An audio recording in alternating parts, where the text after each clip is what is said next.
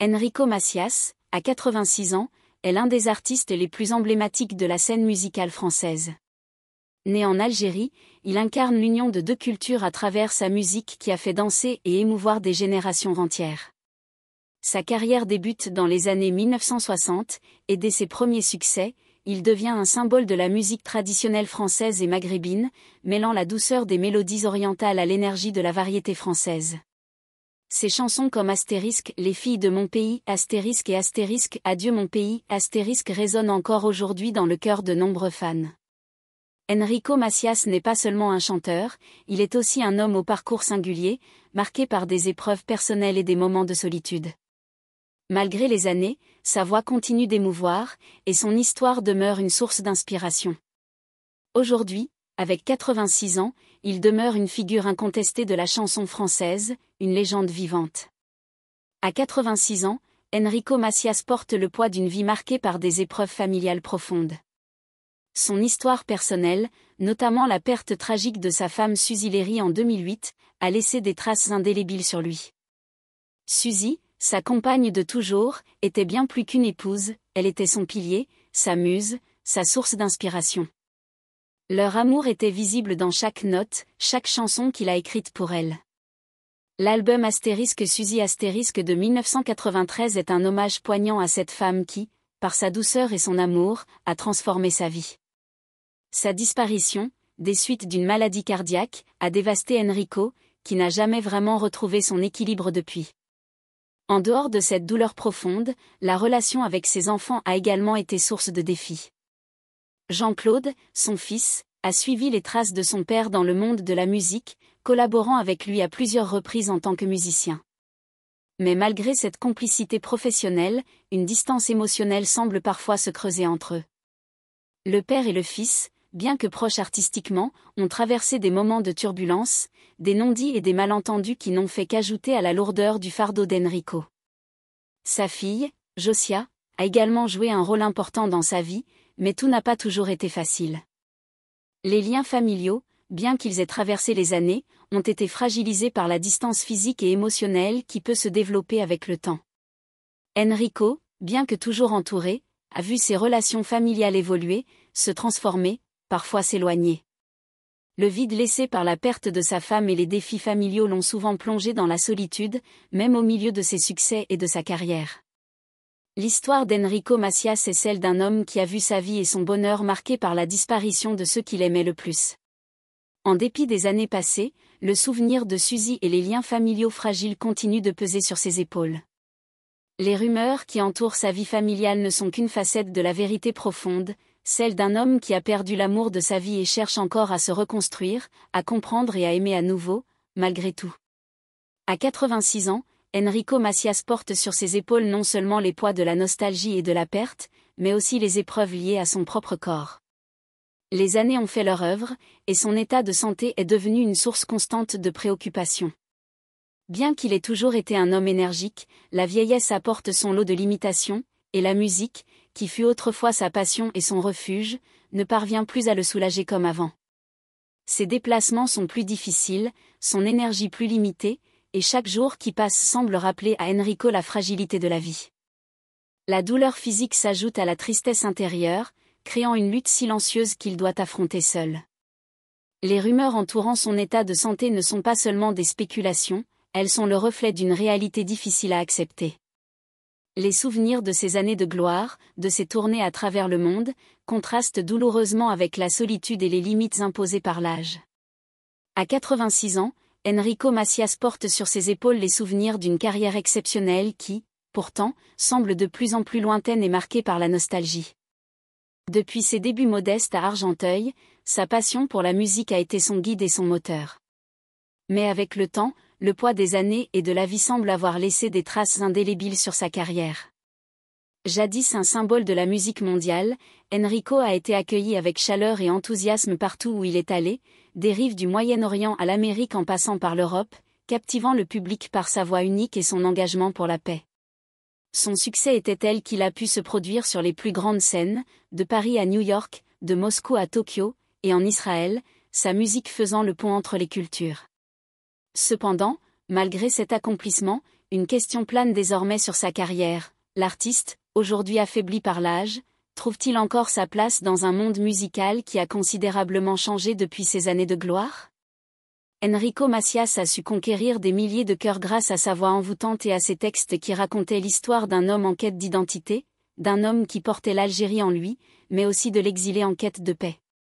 Ses chansons ont traversé les générations et les frontières, unissant des peuples et des cultures, et pourtant aujourd'hui, dans sa vieillesse, un sentiment de solitude le hante.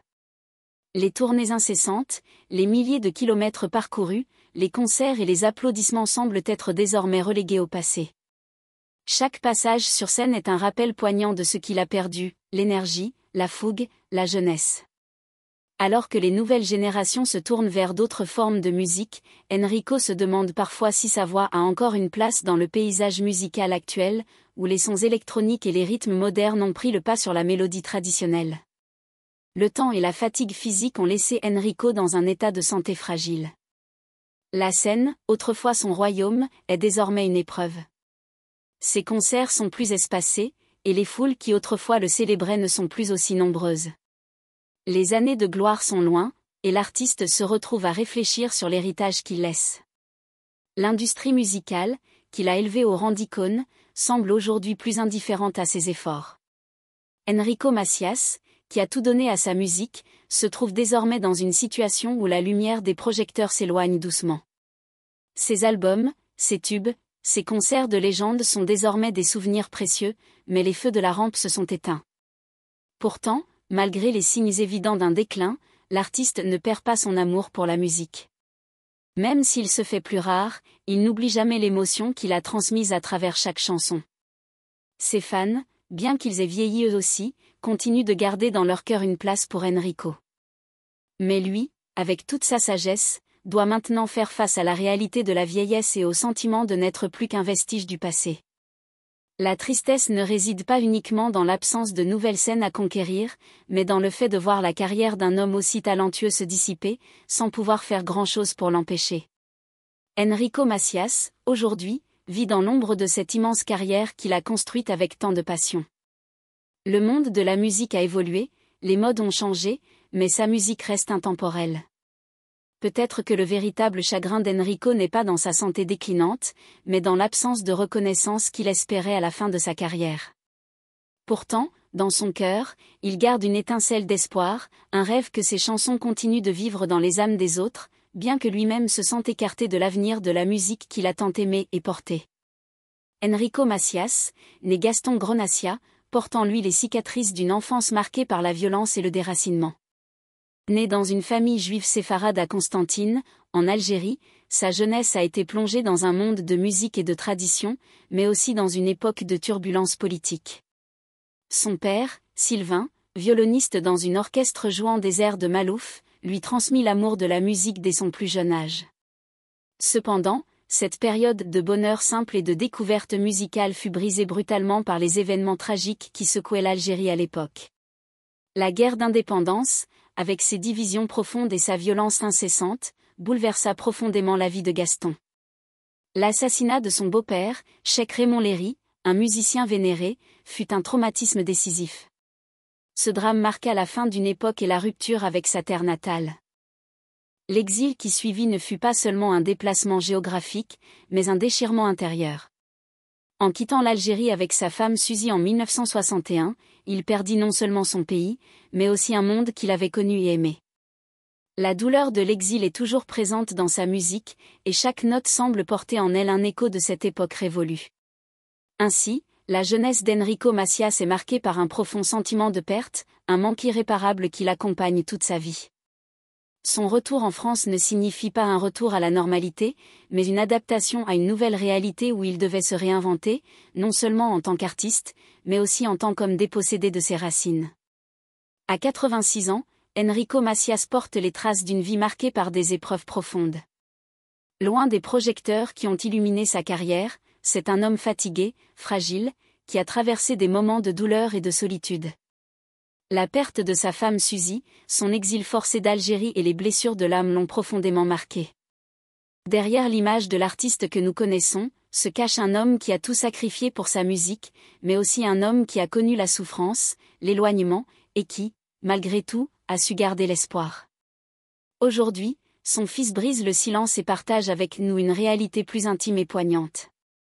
Ce n'est pas une simple légende, mais un homme qui mérite notre compassion et notre soutien.